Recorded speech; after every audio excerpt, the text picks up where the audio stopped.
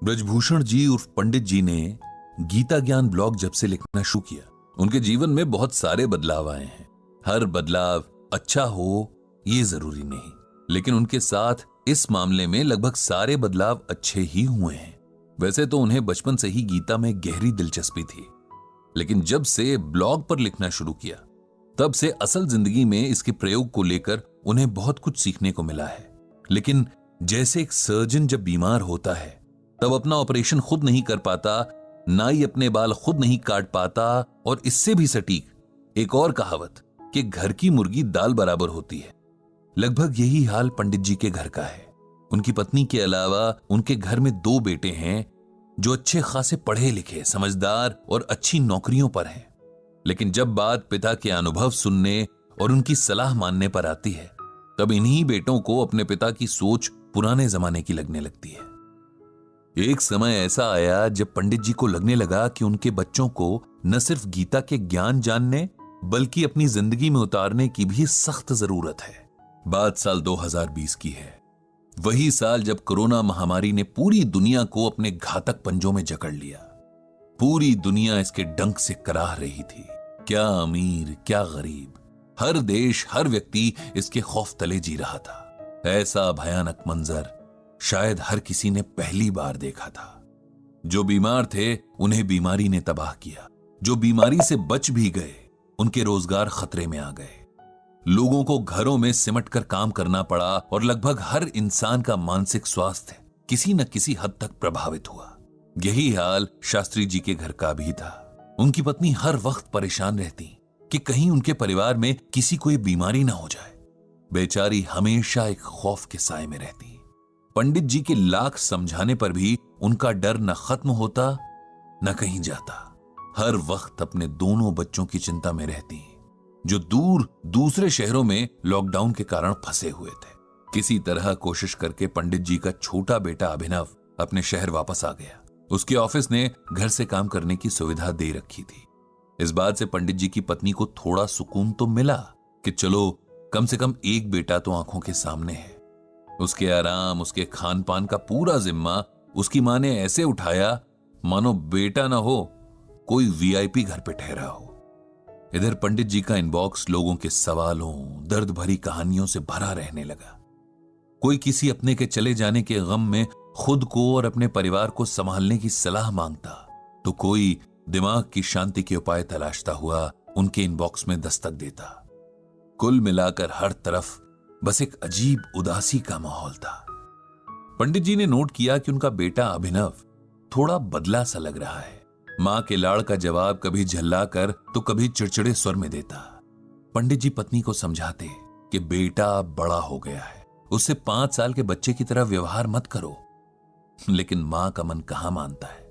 सारा दिन बेटा अपने कमरे में बंद रहता। दिन भर उसके कमरे से कभी किसी मीटिंग तो कभी किसी मीटिंग की आवाज आती रहती।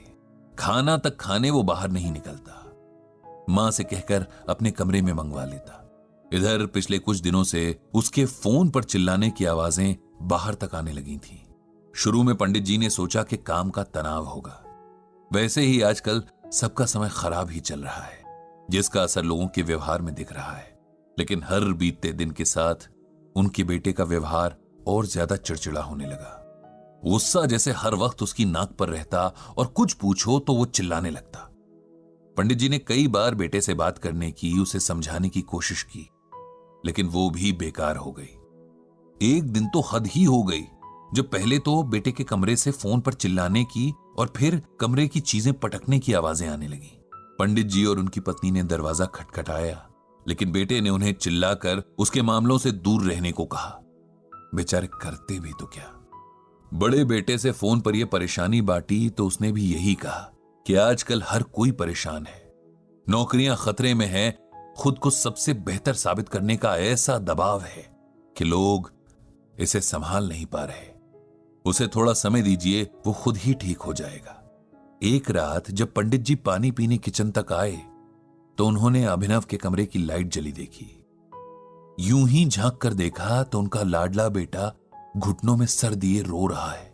उनसे बर्दाश्त नहीं हुआ और वो तुरंत अंदर चले गए। बेटे के सर पर हाथ फेरकर पूछा कि क्या हुआ, वो ठीक तो है? अपने पिता के प्यार से छूने से अभिनव को जाने क्या महसूस हुआ। वो फफक फफक कर रो पड़ा। पंडित जी ने उसे सीने से लगा लिया। बेटे का ये हाल देखकर उनका कलेजा मुंह को आ गया। थोड़ी देर में सामान्य होकर अभिनव बोला, मेरे गुस्से ने सब खराब कर दिया पापा। पता नहीं मुझे क्या हो गया है। जब भी मेरे नीचे काम करने वालों से छोटी सी गलती हो जाती है, मुझसे बर्दाश्त नहीं होता। मुझे गुस्से के मारे होश ही नहीं रहता और मैं भूल जाता हूं कि हम सब इंसान हैं। सब बुरे दौर से गुजर रहे हैं। ऐसे में अगर किसी ने जाने अनजाने गलतियां कर भी दी तो उसे नजरअंदाज कर देना चाहिए। आप ही बताओ पापा, मैं क्या करूं?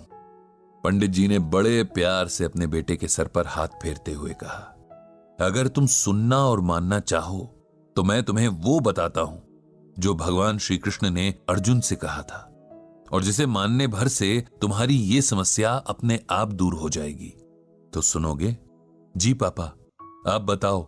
मैं पूरी कोशिश करूंगा कि आपकी हर बात को समझूं और उसे अमल में लाऊं, अभिनव ने कहा।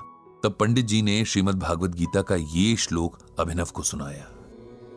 क्रोधात् भवति सम्मोहः, सम्मोहात् स्मृति विभ्रमः, स्मृति भ्रंशात् बुद्धिनाशो, बुद्धिनाशात् प्रणश्यति। ये गीता के दूसरे अध्याय का 63वां श्लोक है, जिसका अर्थ है क्रोध से मनुष्य की मति यानी बुद्धि मारी जाती है। मतलब वो मूढ़ हो जाती है, धीमी हो जाती है। इससे याददाश्त नष्ट हो जाती है। याददाश्त नष्ट हो जाने से मनुष्य की बुद्धि नष्ट हो जाती है, और बुद्धि का नाश हो जाने पर मनुष्य खुद अपना ही नाश कर बैठता है। इस श्लोक में भगवान श्री कृष्ण अर्जुन को यह समझा रहे हैं कि कोई भी युद्ध सिर्फ ताकत से नहीं जीता जा सकता। आपको अपनी इंद्रियों को भी अपने नियंत्रण में रखना सीखना होगा, वरना आपको हराने के लिए बाहरी दुश्मनों की कोई जरूरत नहीं पड़ेगी। आप खुद के ही दुश्मन बन जाएंगे। क्रोध यानी गुस्सा इंसान का ऐसा ही एक दुश्मन है, क्योंकि गुस्सा आते ही हम सबसे पहले अच्छे बुरे का विवेक खो देते हैं। सामने कौन है उसके सम्मान की परवाह किए बिना बातें बोलने लग जाते हैं, या कोई ऐसा कदम उठा लेते हैं जिससे हमें पछतावे के सिवाय कुछ और नहीं मिलता। क्रोध बड़े से बड़े वीरों के बल को भी एक पल में समाप्त कर देता है, बड़े बड़े ज्ञानियों के ज्ञान को खत्म कर देता है, और जीवन भर के कमाए पुण्य और सम्मान को एक पल में चकनाचूर कर देता है। इसीलिए सबसे पहले अपने क्रोध को जीतना सीखो, तभी जिंदगी की बाकी लड़ाइयां जीत पाओगे। लेकिन मैं ये कैसे करूं पापा? अभिनव ने उदास आवाज में पूछा।